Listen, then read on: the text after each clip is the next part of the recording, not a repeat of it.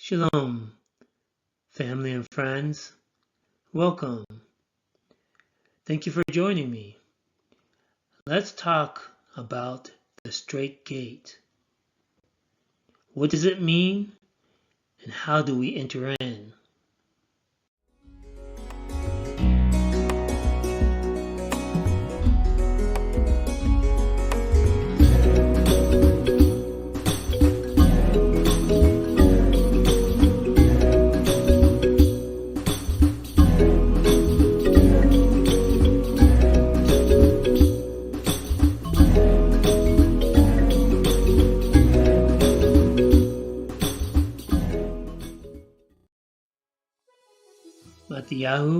Matthew chapter 7.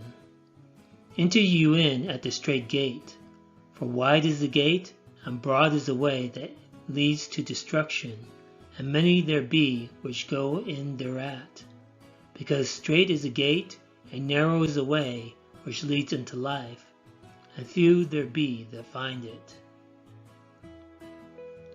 Here we have a warning from Yahushua HaMashiach that the majority of people on earth have chosen to enter the gate that leads to destruction because it is wide and broad and easy.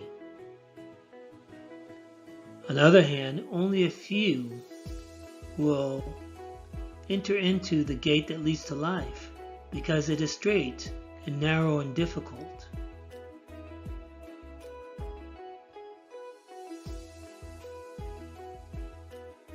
That word, translated straight, comes from the Greek stenos, which means narrow, straight.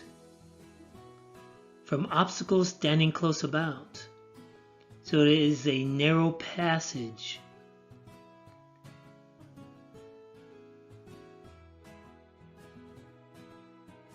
The word narrow is translated from the Greek thlibo, which means to press. Compress, metaphorically to trouble, afflict, distress, to be crowded. Tribulation, trouble. So it is the way of life where we pass through troubles and tribulations. We're compressed, we're pressed, we're afflicted, we're distressed. But that is the way that leads to life. And we can see why most people choose not to enter into this gate, because it is difficult, it's hard. It gives a life that is not comfortable. The word find is from the Greek heurisko, which means to come upon, hit upon, to meet, to find by inquiry, thought, examination, scrutiny, observation. So there are few that are able to perceive the way of life that leads to eternal life. Most people just follow the crowd. Most people in this life, they follow the culture. They follow what their parents followed. They follow what's popular. They follow what's easy. They chase after money. They chase after the desires of the heart. And few are able to perceive, they're not able to find the way that leads to eternal life.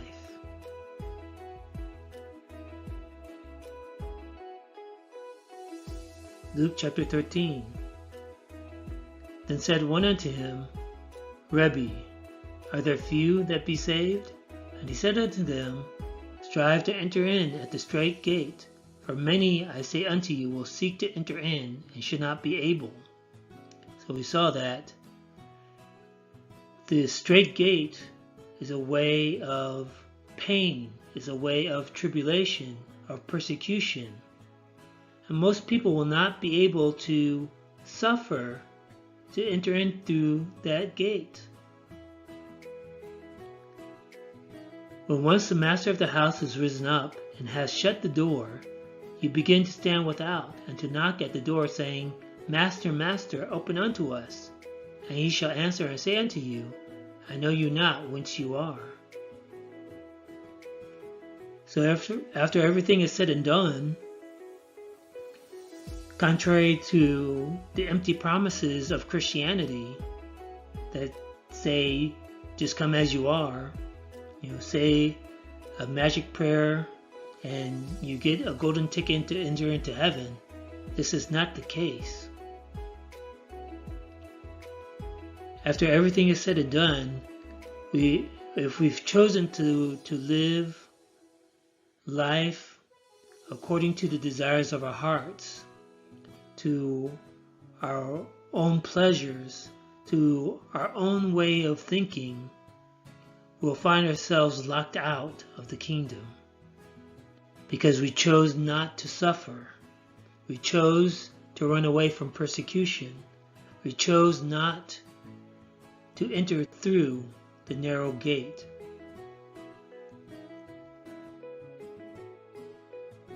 Luke 13. Then shall you begin to say, We have eaten and drunk in your presence, and you have taught in our streets. But he shall say, I tell you, I know you not whence you are. Depart from me, all you workers of iniquity. So again, he's telling people, I don't know who you are. And he doesn't know who these people are because they are workers of iniquity.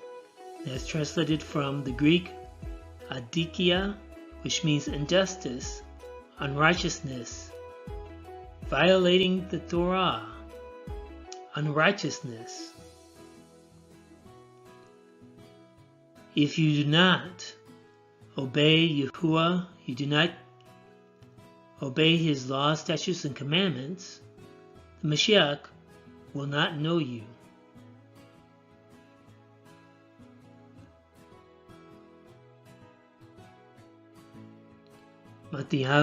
Matthew chapter 7. Not everyone that says unto me, Master, Master, or Lord, Lord, shall enter into the kingdom of heaven, but he that does the will of my Father which is in heaven. So this is straight talk from the Messiah himself. We have millions of people that claim Christ as Lord. But most of these people who claim Christ as Lord do not obey the Torah given by Yahuwah. They do not obey his laws, statutes, and commandments. Verse 22. Many will say to me in that day, Master, Master, have we not prophesied in your name, and in your name have cast out devils, and in your name done many wonderful works? So these are the many, and look what they have accomplished in their lives. You have prophets that have prophesied. You have people that have cast out devils. These are miracle workers and done many wonderful works. Probably charity, taking care of orphans, given to the poor. Many wonderful works. But let's see how the Messiah replies to them.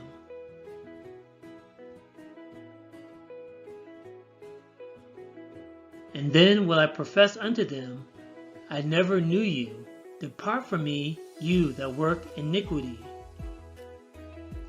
And that word iniquity is from the Greek anomia, which means contempt and violation of Torah, wickedness, lawlessness. In other words, these people are Torah breakers. They do not obey the Torah of Yahuwah. And they were prophesying. They were performing miracles, casting out devils, doing many wonderful works. But the litmus test is, do you obey the laws, statutes, and commandments of Yahuwah? It doesn't matter if you perform miracles. It doesn't matter if you're the greatest prophet.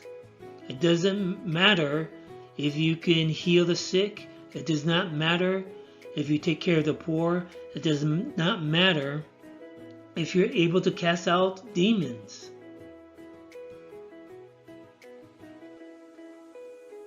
Yahusha is looking for the faithful.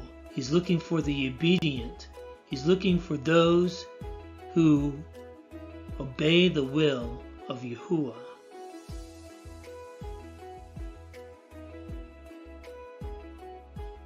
Matthew chapter 25. And while they went to buy, the bridegroom came, and they that were ready went in with him to the marriage, and the door was shut. Afterward came also the other virgins, saying, Master, Master, open to us. But he answered and said, Verily I say unto you, I know you not. So we have a period of time to return to the covenant. We have a period of time to acknowledge Yahusha as master. We have a period of time to be obedient to the Torah. We have a period of time to choose. But once that grace period is over, once the door is shut, that is it. So are we going to be counted among the many that are not able to enter in? Or are we going to be counted among the few that enter in through the Strait Gate?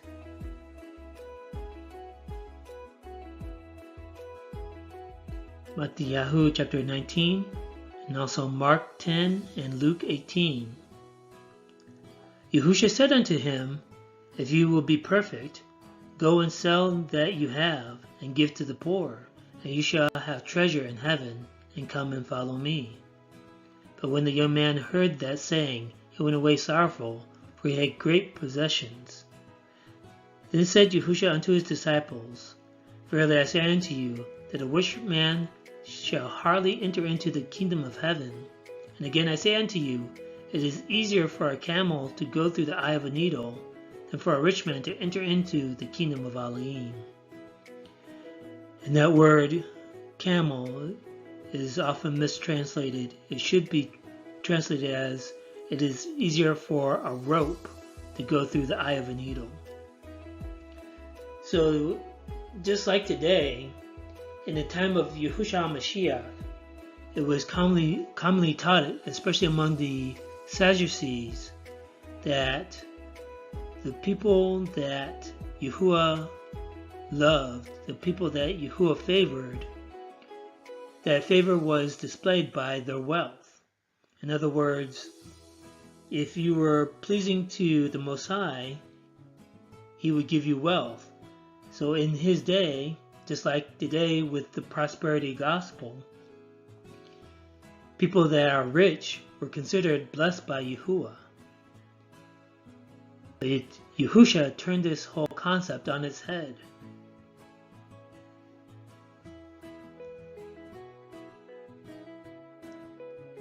When his disciples heard it, they were exceedingly amazed, saying, Who then could be saved? But Yahusha beheld them, and said unto them, With men this is impossible, but with Elohim all things are possible.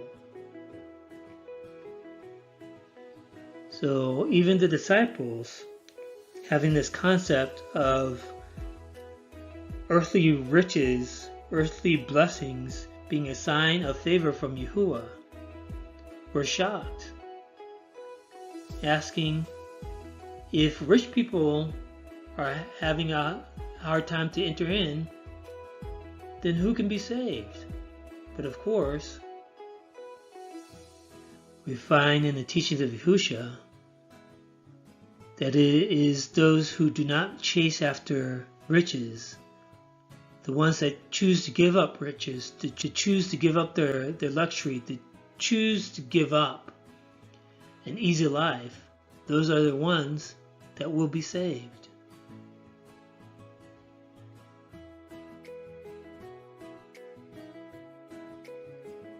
Then answered Kepha, and said unto him, Behold, we have forsaken all, and followed you. What shall we have therefore? And Yahushua said unto him, Verily I say unto you, that you which have followed me in the regeneration, when the Son of Man shall sit in the throne of his esteem, you also shall sit upon 12 thrones, judging the 12 tribes of Yasharal.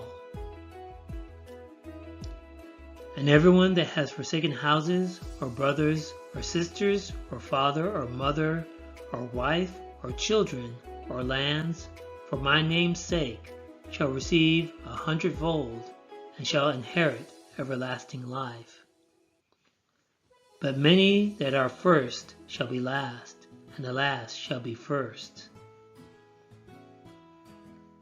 So here we are seeing some of the requirements of entering through that straight gate, the narrow way. Some of us will have to give up houses, give up family members,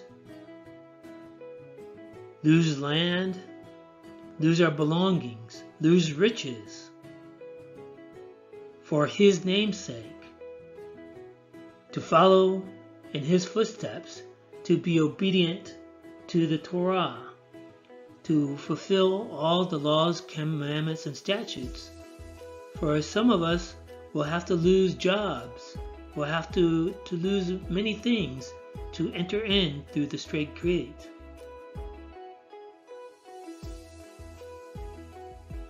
So what are we willing to sacrifice?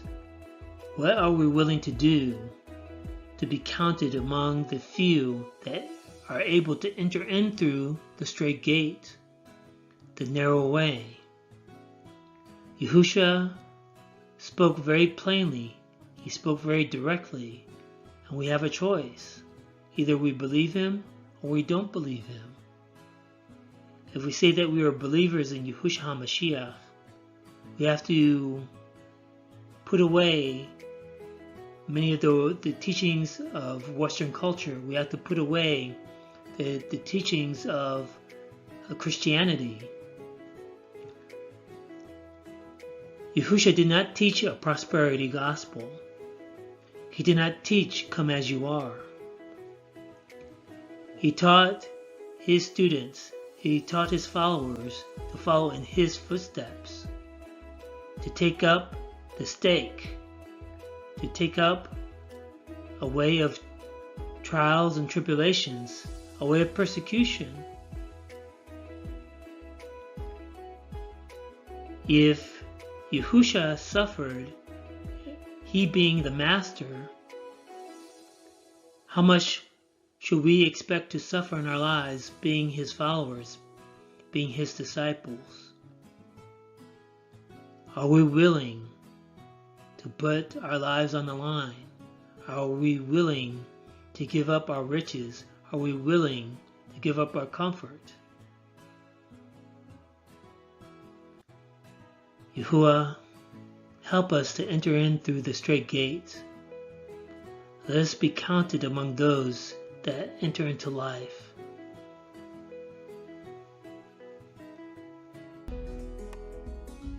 Fear Elohim and keep his commandments, for this is the whole duty of man. Bind up the testimony, seal the Torah among my disciples. Shalom, family. Thanks for watching. Don't forget to click the subscribe button. Like, comment, and share.